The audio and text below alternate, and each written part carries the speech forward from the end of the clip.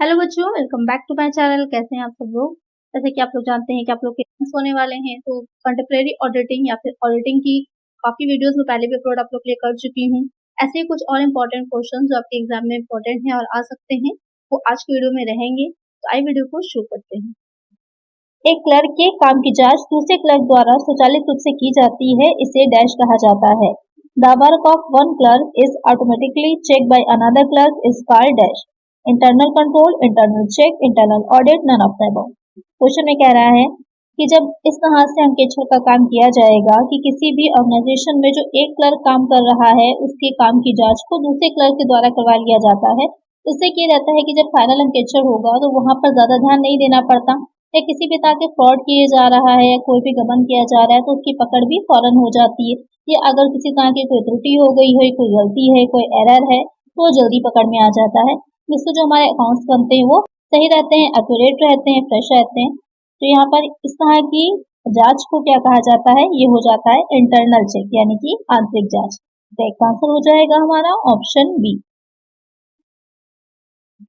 Next question है, company के स्वामी को डैश कहा जाता है। The owners of the company are called dash. Debenture holders, debtors, share holders, none of the above. तो जो कंपनी का स्वामी है वो क्या कहलाता है, क्योंकि कंपनी का जो स्वामी होता है यानी कि स्वामी वही होता है जो अगर हानि हो रही है, जिसको लॉस हो रहा है कंपनी को, तो लॉस को भी वही बेयर कर रहा है।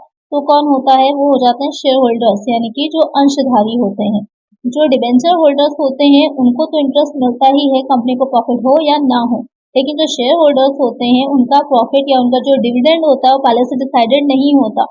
जिस तरह अगर कंपनी को प्रॉफिट होता है उसी के अकॉर्डिंग ही उनको डिविडेंड भी दिया जाता है। तो पहले से पूर्व निर्धारित दर नहीं रहती है डिविडेंड के लिए, इसीलिए उन्हें कंपनी का स्वामी माना जाता है, क्योंकि अगर किसी वर्ष प्रॉफिट नहीं होगा तो उस वर्ष उनको डिविडेंड भी नहीं मिलता। तो यहाँ पर कंपनी के स्वामी कौन हो जाएंगे, जो शेयर धारक होते हैं, अंशधारी होंगे, शेयर होल्डर्स होंगे। तो एक आंसर हो जाएगा ऑप्शन बी। नेक्स्ट क्वेश्चन है, जांच का मुख्य उद्देश्य डैश है। The main objects of investigation is dash. To discover error and frauds, to prevent error and frauds, to verify statements, all the above. तो क्वेश्चन में कह रहा है कि जो अनुसंधान इन्वेस्टिगेशन होता है, अक्सर हम लोग जो अंकेक्षर है, अनुसंधान क्या हो जाता है, जब किसी विशेष ज्ञान की, किसी विशेष चीज की खोज की जा रही होती है तो वो क्या कहलाता है, इन्वेस्टिगेशन कहलाता है। यानी कि to discover something is called investigation. तो यहाँ पर क्वेश्चन में आपके कह रहा है कि क्या होगा या उसका क्या मेन ऑब्जेक्ट्स रहते हैं, तो त्रुटि और धोखाधड़ी का पता लगाना करेक्ट हो जाएगा, उनको रोकना ये भी रहेगा, और साथ ही जो स्टेटमेंट्स हैं, जो विवरण हमने बनाए हैं, उनको सत्यापित करना, तो तीनों ही हो जाते हैं। तो एक आंसर क्या होगा हमारा option D, all of the above. Next question है, निम्नलिखित में से कौन सा ईपीए का तथ्य नहीं है। Which of the following is not a fact of EPA. Economic audit, efficiency audit, expenditure audit, effectiveness audit. तो क्वेश्चन में कह रहा है कि इसमें से कौन सा जो है वो ईपीए का तथ्य नहीं होगा। तो पहले इंपॉर्टेंट ये है कि हम ये जाने कि ईपीए क्या होता है। ईपीए जो होगा आपका एनवायरमेंटल प्रोटेक्शन एजेंसी एक होती है, तो इसके द्वारा एक ऑडिट करवाया जाता है, जो आपका नाम से क्लियर हो गया है, एनवायरमेंट के अकॉर्डिंग होता है।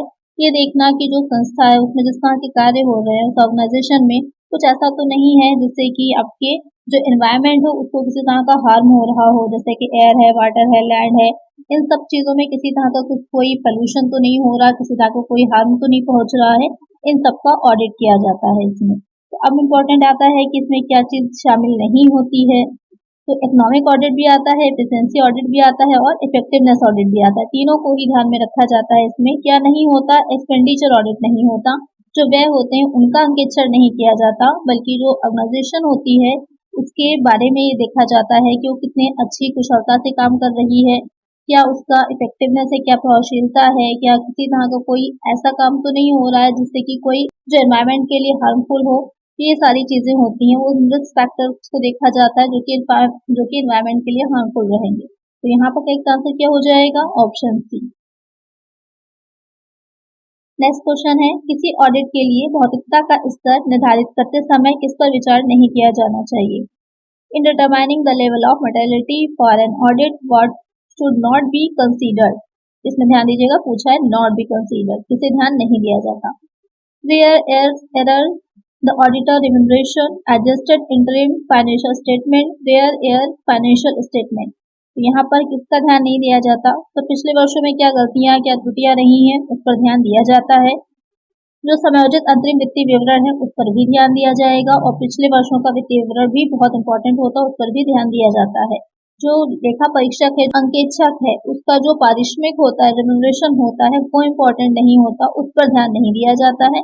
बाकी अंकेक्षण में सही ढंग से अंकेक्षण का कार्य हो पाए, बाकी तीनों ही चीजें इंपॉर्टेंट होंगी उसके लिए। तो क्वेश्चन में जो पूछा था क्या इंपॉर्टेंट नहीं है, वो हो जाएगा द ऑडिटर रिम्यूनरेशन। तो इसका आंसर होगा ऑप्शन बी। नेक्स्ट क्वेश्चन है which of the following auditing assurance standard deals with audit planning. निम्नलिखित में से कौन सा ऑडिटिंग अश्योरेंस मानक ऑडिट योजना से संबंधित है? AAS 7, AAS 8, AAS 9, AAS 3। तो क्वेश्चन में कह रहा है कि इसमें से कौन सा जो ऑडिट अश्योरेंस स्टैंडर्ड है वो ऑडिट प्लानिंग से रिलेटेड होता है। तो यहाँ पर इसकी फुल फॉर्म आपको पता ही चल गई। AAS की क्या हो जाएगी? Auditing assurance standard. पूछ सकता है एग्जाम में ये भी, तो ध्यान में रखिएगा। जो ऑडिट प्लान किया जाता है, ऑडिट योजना तैयार की जाती है, उससे कौन सा रिलेटेड होगा? तो वो हो जाएगा AAS 8, यानी कि जो अकाउंटिंग अश्योरेंस स्टैंडर्ड 8 है वो आपका ऑडिट प्लानिंग से रिलेटेड होता है। और क्वेश्चन आ जाता है कि जो 7, 9, 3 है, तो आइए इसको भी देख लेते हैं कि ये किससे रिलेटेड है। एग्जाम में आता है तो कोई भी पूछ सकता है आपसे। तो जो 7 हो जाएगा वो होगा relying upon the work of an internal auditor, इससे रिलेटेड है। और जो 9 होगा using the work of an expert, इससे रिलेटेड होगा। और जो 3 होगा वो हो जाएगा डॉक्यूमेंटेशन से रिलेटेड। ध्यान में रखिएगा, एग्जाम में कोई भी पूछ सकता है, तो यहाँ पर कंफ्यूजन नहीं होगी आपको। यहाँ पर करेक्ट आंसर हो जाएगा ऑप्शन बी। नेक्स्ट क्वेश्चन है वर्किंग पेपर्स डैश की संपत्ति है। Working papers are the property of the dash. Client and auditor, auditor, client, equity share holders. Question कहने का मतलब यह है यहाँ पर कि जो ऑडिट किया जाता है उसमें जो प्लानिंग किया जाता है, तो कुछ प्रोग्राम बनाया जाता है, कुछ फाइल्स बनाई जाती हैं, नोट्स तैयार किए जाते हैं, तो वो वर्किंग पेपर्स कहलाते हैं। तो वो पेपर्स जो होते हैं वो किसकी प्रॉपर्टी होते हैं, किसकी संपत्ति होते हैं? ग्राहक की और अंकेक्षक दोनों की, या फिर सिर्फ अंकेक्षक की, ग्राहक की, या फिर जो समता अंशधारक होते हैं उनकी। तो यहाँ पर किसके होंगे? वो ऑडिटर के होते हैं। ऑडिटर का ही उस पर अधिकार रहता है, राइट होता है। तो एक आंसर हो जाएगा ऑप्शन बी। नेक्स्ट क्वेश्चन है the controller and auditor general of India is appointed by. Dash द्वारा भारत के कंट्रोलर एंड ऑडिटर जनरल की नियुक्ति की जाती है। भारत के राष्ट्रपति, प्रेसिडेंट ऑफ इंडिया, भारत के प्रधानमंत्री, prime minister of India, Bharat के वित्त मंत्री, फाइनेंस मिनिस्टर ऑफ इंडिया, इनमें से कोई नहीं, नन। तो जो आपका controller and auditor general of India होता है, उसको जो अपॉइंट किया जाता है वो भारत के राष्ट्रपति के द्वारा किया जाता है, प्रेसिडेंट ऑफ इंडिया के द्वारा किया जाता है। तो एक आंसर क्या हो जाएगा? Option A. नेक्स्ट क्वेश्चन है निम्नलिखित में से कौन लेखा परीक्षा कार्यक्रम की तैयारी के प्राथमिक उद्देश्य का सबसे अच्छा वर्णन करता है? Which of the following best describes the primary purpose of audit program preparation? To detect errors or fraud, to comply with gap, to gather sufficient appropriate evidence, to assess audit risk. Question में कह रहा है कि जो अंकेक्षण का कार्यक्रम बनाया जाता है या उसकी तैयारी के लिए जो प्राथमिक उद्देश्य रहते हैं उसमें सबसे अच्छा, यानी कि आपको बेस्ट बताना है कि कौन सा उद्देश्य रहता है। त्रुटियों या धोखाधड़ी का पता लगाना, जो आपका गैप है उसका जो भी उनके नियम है उनका पालन करने के लिए, पर्याप्त उचित साक्ष्य जुटाने के लिए, प्रमाणन जिसे कहा जाता है, जो प्रमाणक होते हैं, लेखा परीक्षक जोखिम का आकलन करना। तो यहाँ पर जो तैयार किया जाता है अंकेक्षक कार्यक्रम, पूरा अपनी जो प्रिपरेशन की जाती है उसका मेन ये एम रहता है कि जो भी एविडेंस है उनको आप जुटा सकें जिससे कि एक अच्छी रिपोर्ट तैयार की जाए। तो इसका आंसर होगा ऑप्शन सी। नेक्स्ट क्वेश्चन है वर्किंग पेपर की तैयारी में निम्नलिखित में से कौन सा लाभ नहीं है? Which of the following is not an advantage of the preparation of working paper. यानी कि जो वर्किंग पेपर्स तैयार किए जाते हैं ऑडिटर या उसकी टीम के द्वारा, तो उसका क्या बेनिफिट नहीं होता? To provide a basis for review of audit work, to provide a basis for subsequent audits, to ensure audit work is being carried out as per programme, to provide a guide for advising another client on similar issues. Question में ध्यान दिया करिए कि क्या पूछ रहा है या नहीं है। यहाँ पर पूछ रहा है कि कौन सा बेनिफिट या एडवांटेज नहीं होगा। तो अंकेक्षक कार्य की समीक्षा के लिए आधार प्रदान करना बिल्कुल रहता है, ये तो बहुत बड़ा एडवांटेज है, एक बहुत बड़ा प्रॉफिट होता है। इसे तैयार किया जाता है कि कार्य जो भी किया जा रहा है उसका एक रिव्यू बनाया जा सके, रिव्यू दिया जा सके। आगामी ऑडिट के लिए आधार प्रदान करना कि फ्यूचर में जो ऑडिट करे जा रहे हैं तो उन पेपर से बहुत हेल्प होती है कि किस तरह से किया गया था, क्या पद्धति रही थी, किस तरह का ऑडिट ऑलरेडी कंपनी में चल रहे हैं, इंटरनल है, एक्सटर्नल है, किस तरह से किया जाता है। यह सुनिश्चित करना कि ऑडिट कार्य कार्यक्रम के अनुसार किया जा रहा है। यह भी सही है कि जो हमने प्रोग्राम तैयार किया था ऑडिटर ने उसी के अकॉर्डिंग कार्य हो रहा है कि नहीं हो रहा है। समान मुद्दों पर किसी अन्य ग्राहक को सलाह देने के लिए एक मार्गदर्शिका तैयार करना। तो ये प्रॉपर्टी किसकी होते हैं? ऑडिटर की होते हैं। तो जो भी क्लाइंट है उसके लिए किसी तरह से हेल्पफुल नहीं होंगे या उसको किसी तरह का एडवाइस देने के लिए हेल्पफुल ये वाले पेपर्स नहीं रहते। तो यही एक लाभ नहीं होगा। तो एक आंसर हो जाएगा ऑप्शन डी।